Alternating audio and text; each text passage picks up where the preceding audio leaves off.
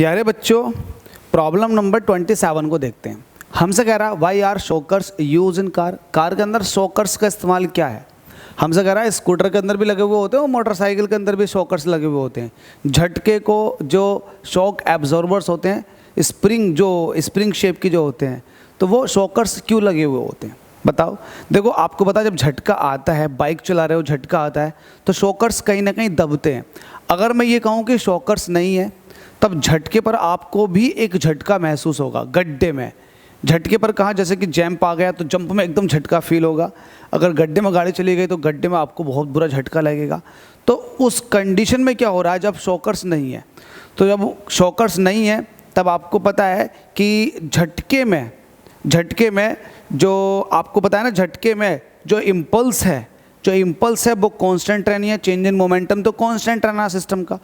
जब change in momentum constant है तो मुझे एक बात बताओ, इम्पल्स जो कि चेंज इन मोमेंटम होता है, ये होता है फोर्स इनटू टाइम।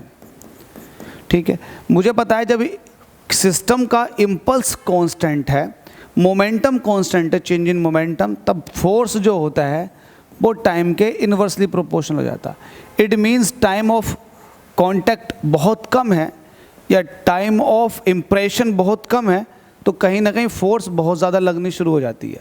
क्योंकि अचानक से गड्ढे में गाड़ी चली गई तो जो इम्पैक्ट का टाइम था बहुत कम था, जिसकी वजह से फोर्स बहुत ज़्यादा लगी।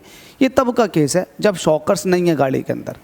अब मान लेते हैं कि आपकी गाड़ी के अंदर अब शॉकर्स हैं, तो जैसे आपकी गाड़ी गड्ढे में गई तो गड्ढे में जाते वक्त शॉकर्स दबना शुरू हो जाते हैं, तो टाइम ऑफ इम्पैक्ट जो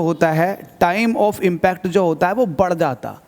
जब इम्पैक्ट का टाइम बढ़ जाता है तो जाहिर सी बात है आपको कम फोर्स फील होती है, आपको मज़ा आता है, कम फोर्स फील होती है।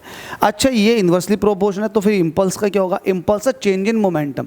चेंज इन मोमेंटम किसी भी सिस्टम का change in momentum that is impulse, ये हमेशा कांस्टेंट रहता, फिक्स रहता।